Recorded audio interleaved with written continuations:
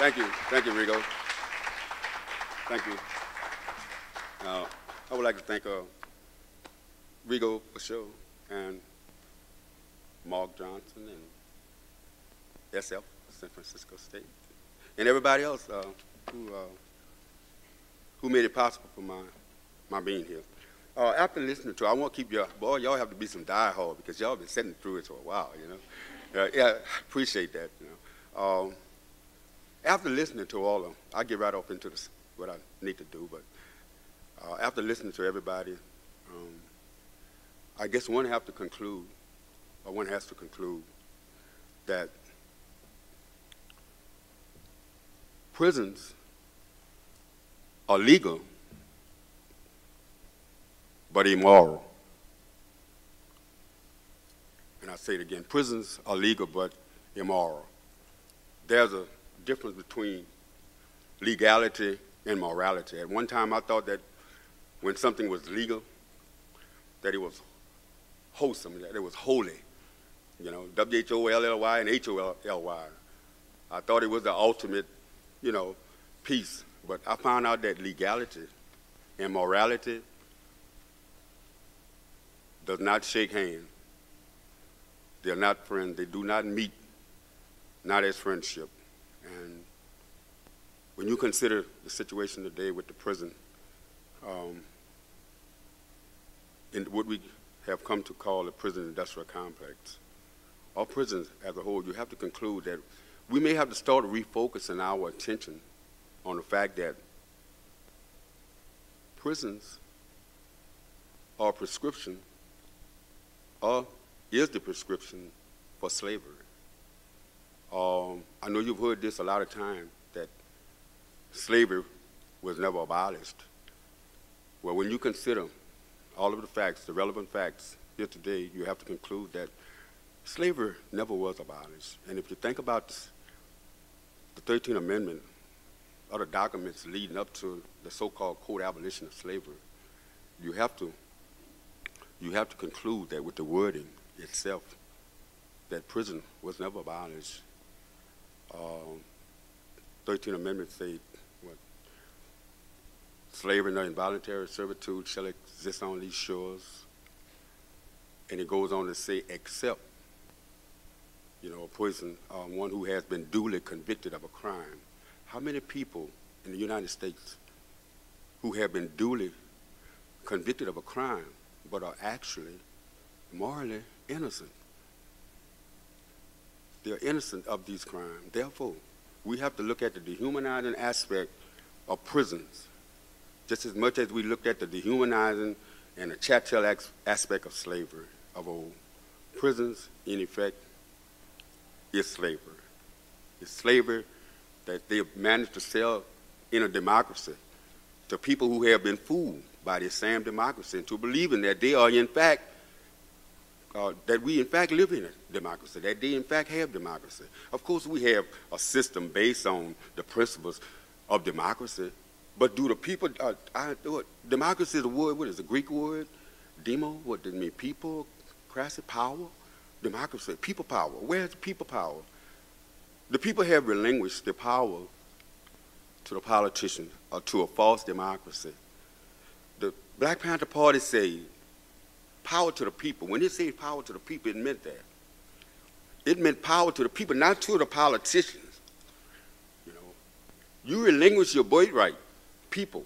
I mean, I may be speaking to the choir here, but I need to say, again, we have relinquished our birthright, you know, to a few politicians who have taken us for granted, taken us for control, and manipulate us into every unbelievable situation that we have in this country. Prison is just one of the things, and we are here to talk about prison. So my focus, as I say, is prisons. And where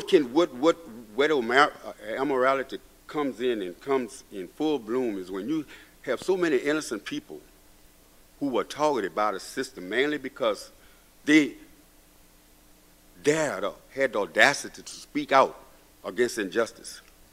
My two comrades, Herman and Albert, as you know, I'm the freed member, one of the freed members. I use that freed in quotation, you know. I'm one of the freed members of the Angola Three. My two comrades remain in prison. They are just 2 more people remained in prison, but there are hundreds of other people who remained in prison. But my 2 comrades remained in prison, both convicted for crimes that the state know neither committed. All the overwhelming evidence points to the fact that they are actually innocent. Nevertheless, they remained in prison. You know why? Because they were convicted legally.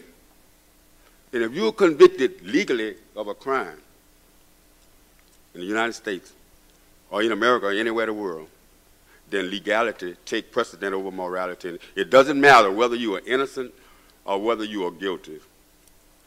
You are a slave. You become a victim. You become a victim to a political system that is entrenched with diabolical means and uncertainties that affects you, me, us, collectively. So we have to start refocusing and maybe not focus, because we have been doing this, but I mean refocus intently on the fact that prisons are slavery. It is a new form of slavery, and we have to call it exactly what it is. It is immoral, it is dehumanizing.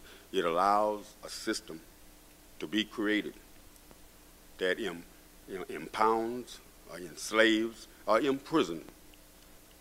Maybe in the coming future, if the numbers keep rising, about half the population, and while the other half probably will become, quote, correctional officers.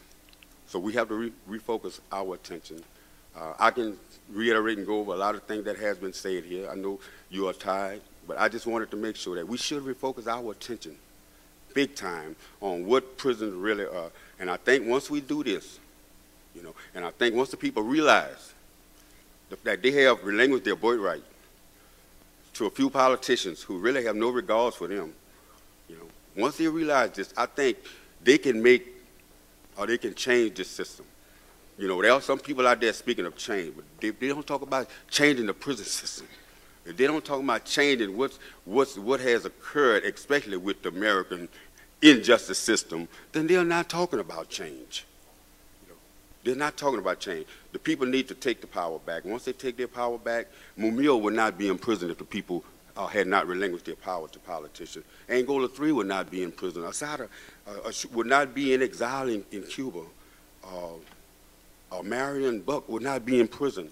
Now, San Francisco 8 would not be in a situation that they are now, threatened with being re-imprisoned. Of course, we know this is not likely, but the fact is that they were harassed. But this happened. This is allowed. We'll let this happen because we have relinquished our power.